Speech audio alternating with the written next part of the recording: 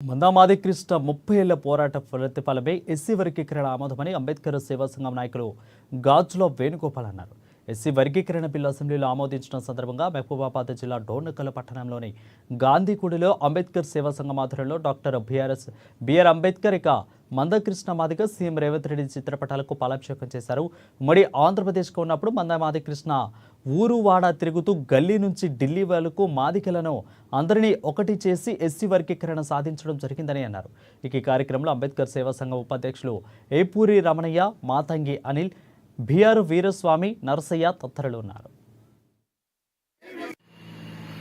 ఇక్కడే నిలిచి వందల వేల మందిని పోగు చేసుకొని ఈ పోరాటం స్ఫూర్తిని నింపి ప్రతి ఊరు వాడ పోరాటం చేస్తూ గల్లీ నుంచి ఢిల్లీ వరకు వెళ్ళే విధంగా కృషి చేసి దీన్ని సుప్రీంకోర్టులో బిల్లు ప్రవేశపెట్టడానికి ముఖ్యంగా కేంద్ర ప్రభుత్వం సహకరించింది.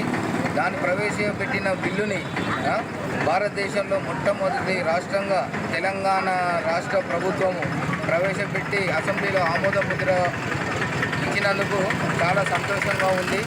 అంబేద్కర్ ఆశయాలని ముందుకు తీసుకుపోవడంలో మందకృష్ణ మాదిగ గారు ప్లస్ ఇక్కడ ఉన్న ఎస్సీ, ఎస్టీ, బీసీ, మైనార్టీ వర్గాలు అందరూ కూడా ముందుండి నడిపిస్తూ మాకు ఈ ఎస్సీ వర్గీకరణ జరిగినందుకు చాలా సంతోషిస్తూ ఈ డోర్నకల్లో అంబేద్కర్ సేవా సంఘం ఆధ్వర్యంలో ఈ కార్యక్రమం మేము జరిపించుటకు మరి మనం ఏబిసిడిని సాధించుకున్న సందర్భంగా మన యొక్క డాక్టర్ బిఆర్ అంబేద్కర్ గారిని, అదేవిధంగా మందకృష్ణ మాదిగ గారిని ఈరోజు పాలాభిషేకం చేసి మనం వారికి గౌరవాన్ని తెలియజేశాం.